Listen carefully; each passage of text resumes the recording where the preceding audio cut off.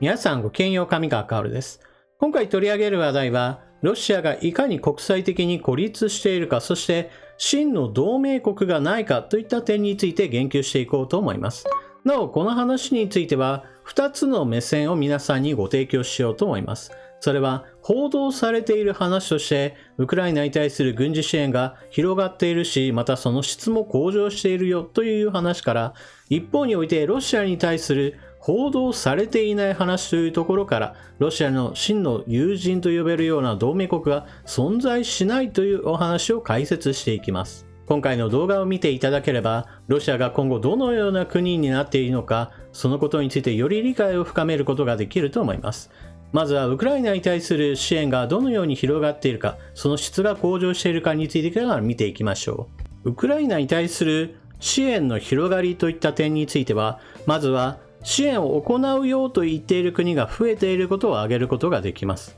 まず第一に NATO 加盟国の中には東ヨーロッパを中心としてもともとロシアに対する脅威を感じている国々があります。それらの国に加えてアメリカ、イギリスなどが積極的にウクライナに対する武器供与といったものをこれまでずっと続けてきました。その中で有名になったものといえば対戦車ミサイルのジャベリンであったり、地対空ミサイルのスティンガーなどが有名になっています。しかし現在ではこのような武器というのはどちらかというと守りを固めるときにおいてはロシア軍の戦車や装甲車を食い止めるには非常に有効だったといったことはあるのですが、残念ながら今ではこうした武器以上にロシア軍に奪われた都市というものをいかにして奪い返すか、またロシア軍がより一層集中的に攻撃を仕掛けてくることから、これをいかにして撃退するか、その火力がもっともっと必要だという話になっています。そのようなより火力が必要だという話になって、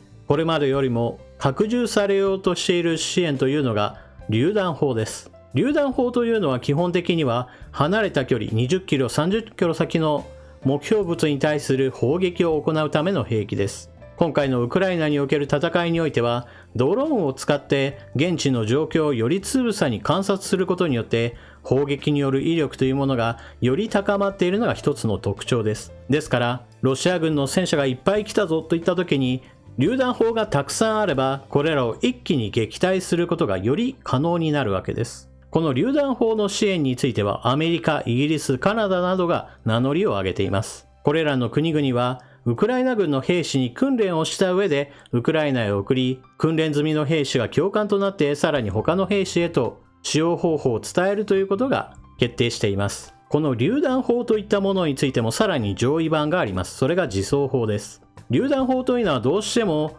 兵士たちが攻撃された場合には弱いものです。しかし自走砲であれば攻撃するたびに位置を変えることができたり、また主戦場が変わっても素早く移動することができるなど非常に大きなメリットがあります。この自走砲を提供しようと申し出たのはアメリカやイギリスではなくオランダです。オランダが支援すると申し出たのはパンツァーハウビッツェ2000と呼ばれるもので、ドイツで開発された自走砲です。オランダが保有しているこの自走砲は全部で57台しかないそうなので、全てを提供するというのはさすがに難しいでしょうが、より兵士を守り、そして攻撃力を兼ねている自走砲というのは当然のように榴弾砲よりも上位の兵器だとして注目されています。この自走砲の支援について言えば、ドイツがもともと作っているところであり、ドイツはこの件に関して自分の国の自走砲については支援は行わないが、砲弾についてはドイツが面倒を見ますよということを表明しています。この点ドイツは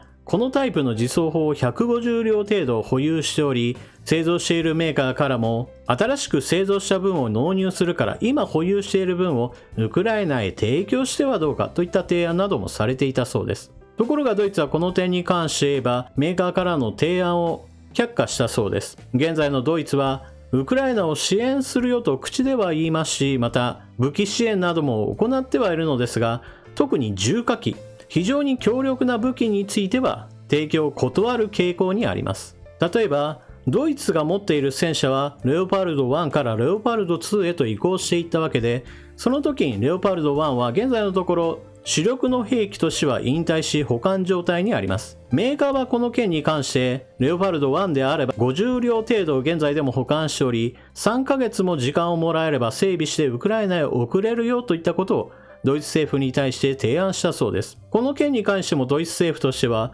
重火器の提供は我が国の方針としてはそぐわないとして、このメーカーの提案を拒否しているそうです。先ほども述べたようにドイツ政府はウクライナに対する支援をしますよと表明してはいるのですが、重火器の提供についてはとにかく何とか拒否しようと試みています。この点に関してはやはり長年メルケル政権でロシアとの関係を重視してきた以上、ドイツ国内にもまだまだロシアに対して気を使わなければならない議員が多いのではないかといった話が出ています。一方、ロシアの脅威を身近に感じていた東欧の国々においては、ウクライナに対する支援というのを積極的に行っています。自国で持っているロシア系の戦車をウクライナに提供するという国も出ていますし、チェコなどはウクライナにおける戦闘で戦車が破損などした場合においては、チェコ国内で修理を行ってウクライナへ返送しますよといったことも申し出ています。これはウクライナ国内にも軍需産業はあるわけですが、ロシア軍による空爆などによって戦車の修理工場なども大ダメージを受けて、現在ではなかなか修理がおぼつかない状態になっているからです。さて、皆さんにお聞きしていただいたように、ウクライナに対する軍事支援というのは、これまでは歩兵に持たせる対戦車ミサイルであったり、地対空ミサイルであったり、もしくはヘルメットであったり、防弾チョッキであったり、様々な防衛用装備といったものが主体になっていたのですが、ここ最近ではそれ以上のより火力の大きいものについても渡していこうという質の加速というものが進んでいます。そしてここで注目すべきなのは、アメリカだけがこれをやっているわけではないという点です。軍事産業という面においては、メーカーの統合といったものが進んでいて、基本的には欧米がかなり力を持っています。もちろん中国やロシアも軍需産業は盛んですが、それらの購入先というのはやはり何といっても陣営にある程度分かれていて、それぞれの売り先というのはある程度固定的になっているものです。しかし、今回のウクライナにおける戦争でロシア製の兵器を使っていたし、これからも維持メンテナンスやもしくは部品の購入、さらには新製品の購入なども考えていた国などが、どんどんと欧米製のメーカーへその調達先を固定化しようとしています。これが意味することというのは、やはり何といっても、今後の需要といったものがもうロシアにとっては存在しませんよということを意味することで、ロシアにとっても軍需産業の先細りを意味することになります。一方で、じゃあ報道されていない話としてどのようなことが起こっているか。それは、ロシアに対する軍事支援を行っている国、皆さんはニュースとして見たことがあるでしょうか。基本的にロシアに対して、我が国が軍事支援を行いますよと申し出ている国は、基本的にはありません。皆さんの疑問としては、いや、報道はされていないけど、中国はきっとロシアに軍事支援しているんでしょと思われるでしょう。しかしこの点について言っても、現在のところ中国が公にロシアに対する軍事支援を行うとは一言も言っていません。では現在どのような報道がされているかといえば、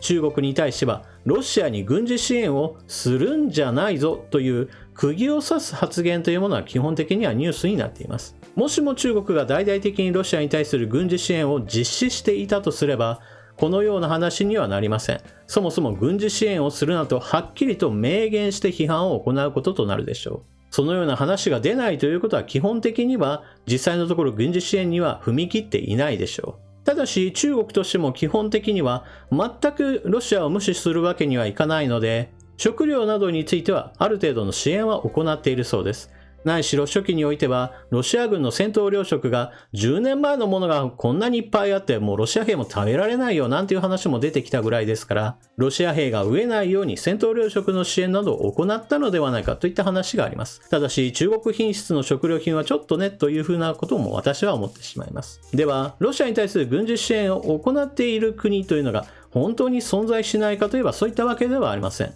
例えばシリアのアサド政権は基本的には親ロシア政権ですから、シリア国内においては何とかロシアを支援しようと傭兵を募集したり、もしくは自国の兵士にあくまでも傭兵の体を取ってウクライナに向かわせたんではないかといった話などもあります。実際ウクライナ国防省の発表によると、ロシアが雇った傭兵の部隊といったものもいくつか存在し、それらについて死体が確認されているそうです。ただし、大きな戦力にはなっていないようで、ほとんどの場合、ロシア本軍をある程度守るための使い捨てのような形で傭兵部隊は投入されているそうです。このような話を聞くと、なんだロシア軍に対する支援なんかどこもやっていないんだ。本当にロシアってのは孤立無援だなと思われることでしょう。実際その通りなのですが、しかし表の世界では違います。表の世界は何かといえば、それは政治外交上の世界です。軍事的には誰も助けてはくれないんだけれど、しかし外交上においては助けてくれる国があります。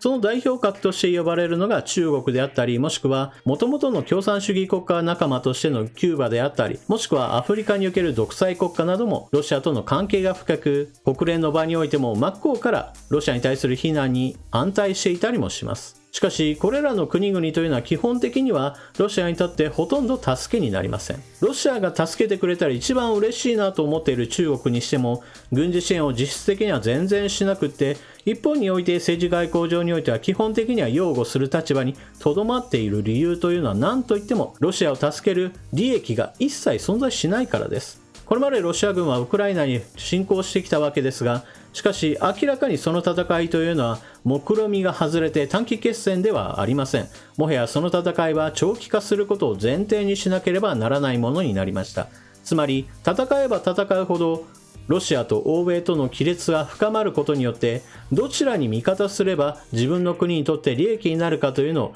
純粋に計算できる状態になっているわけです。この段階になって中国にとってロシアを助けるというのは基本的には利益になることはありません。政治上においてあくまでもロシアの味方っぽいふりをしているだけで、勝手にロシアは自国経済がどんどんと破綻していき、中国にとってはより自分たちの経済植民地にしやすい状態へと勝手に衰退しているわけですから、こんなありがたいことはないと言えるでしょう。例えばヨーロッパの国々がロシアからの石炭、石油、天然ガスの輸入を少しずつ減らしていきますよ。そして国によっては全面禁輸といったことも実施していきますよという話になった時に、ロシアにとっては売り先さえ変えればなんとかなるやという考え方があります。実際その売り先として中国もしくはインドの名前なども挙がるわけですが、じゃあそのように売り先が限定された時に何が起こるかといえば、それは売り手よりも買い手の方が圧倒的に強くなる現象が発生します。これは一体どういうことかというと、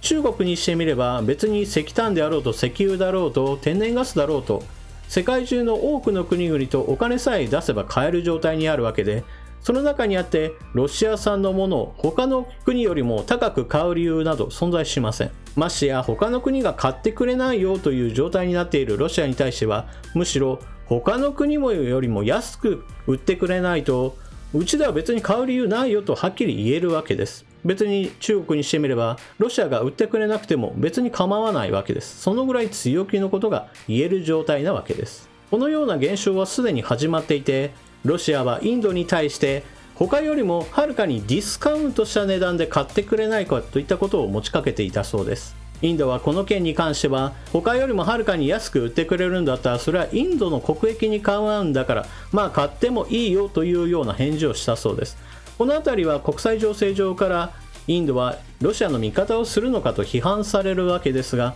しかし一方においてインドとしても圧倒的に買い手の方が有利な条件で話がまとまるんであれば、他の国からの批判があっても実際問題役に立つなというふうに考える、そのような実利主義というのがインドやもしくは中国においても発生するのです。ですからロシアは天然資源があるから何とでもなるやというのは、あくまでも上下関係を生んでしまうという屈辱の状態を自ら招くことにもつながるのです。このような展開の先に待っていることというのは、中国はより一層欧米などよりも安いエネルギー源を獲得できるといった状態が何年も続くことが考えられるわけですから、非常に中国には警戒しなければならないということを留意しなければなりません。何しろ中国は基本的には軍拡を一切やめていないという状態の中において、台湾に対する野心、そして尖閣諸島に対する野心といったものを非常にあらわにしています。その他、南沙諸島などにおいても ASEAN 各国との間で